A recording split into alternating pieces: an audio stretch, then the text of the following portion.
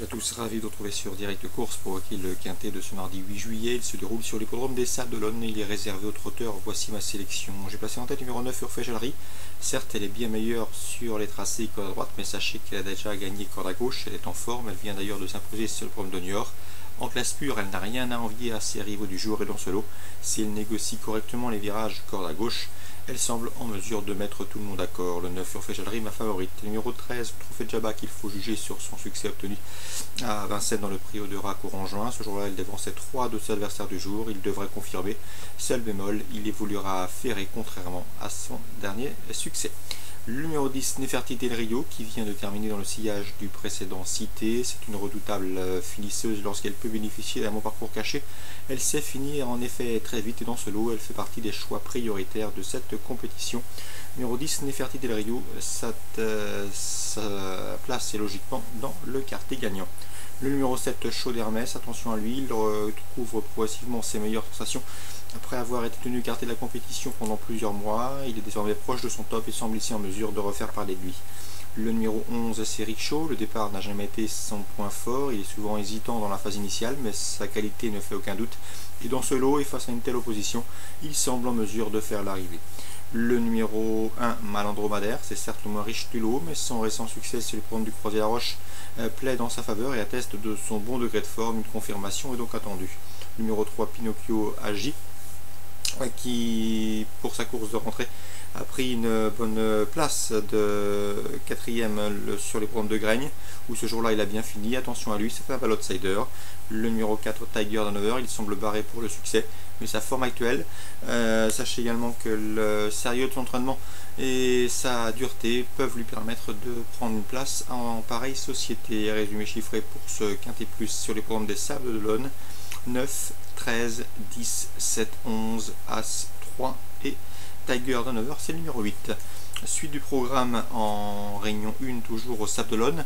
Dans la première, j'aime beaucoup le 109 Artiste présenté par Christophe Hamel. Le cheval reste sur 2 échecs relatifs en région parisienne. Il retrouve ici une belle occasion de renouer avec le succès. En tout cas, c'est un cheval de qualité qui semble ici en mesure de jouer les premiers rôles. Le 109 Artiste à racheter. Dans la suivante, je vous conseille le 201 Athéna de l'Abbaye. Elle semble avoir la course à ses merci avant de se montrer fautive à l'entrée du tournant final, à l'entrée de la dernière ligne droite sur les ponts de Vichy récemment. Il faut impérativement la racheter. Elle a la pointure d'un lot comme celui-là, le 201 Athéna de l'Abbaye, qui à mon avis devrait lutter avec le 205 Abosa, qui peut se targuer d'avoir déjà gagné 4 courses sur seulement 5 sorties publiques. 201, 205. Dans la 8e course réservée aux drivers amateurs, j'aime beaucoup le 803 Soprano d'Ulysse. Ces 2 dernières sorties en pareil ont été couronnées de succès. Rien ne s'oppose à une confirmation dans ce lot. Le 803 Soprano d'Ulysse. Pour les couplets, on lui associera le 811 Rêverie de Coué, confirmé en pareille société, mais également le 805 Trèfle des Épines, qui évoluera cette fois déféré des antérieurs, contrairement à sa course de rentrée sur les programmes du Mans. Donc il faut commencer à s'en méfier de ce 805, le Trèfle des Épines. 803, 811 et 805. En réunion 2, sur les programmes de Compiègne, j'aime beaucoup dans la 5e le 502, à savoir Stormy River, et le 505 Hayden Cove, qui possèdent à l'évidence les meilleures chances théoriques du peloton. Sachez également qu'ils sont confiés à des gentleman riders efficaces, à savoir Florent Guy et Édouard Montfort, mais ils devront se méfier du 511 Cocktail Queen, qui l'an dernier avait été jugé digne de participer à la poule d'essai des pouliches. C'est dire sa qualité. 502, 505, 511 pour d'éventuels couplets à Compiègne. Dans la suivante, le 601 Al Fati, battu de peu le jour de ses débuts à Saint-Cloud, ne devrait plus tarder à ouvrir son palmarès et pourquoi pas à l'occasion de cette compétition. 502, 505, 511 et pour un jeu simple, le 601 Al Fati. En réunion 4 à Cabourg, 2 courses ciblées.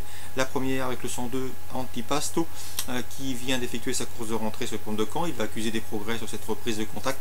Sachez également que son unique sortie sur le parcours qui nous intéresse, celui de 2050 mètres départ lancé, s'est soldé par une victoire. Bref, il a l'aptitude de parcours, une forme ascendante et dans ces conditions, c'est un bon point d'appui le 102 Antipasto. Dans la 6e, je vous conseille le 610 Art d'Érable qui retrouve ici le trot monté avec une belle chance de succès. L'opposition semble en effet largement dans ses cordes. C'est un protégé de la famille Thomain. 102 Antipasto, 610 Art d'Érable pour les coups de cœur en réunion 4 sur les ponts de Cabourg. Excellent jeu à tous, bonne journée et rendez-vous demain.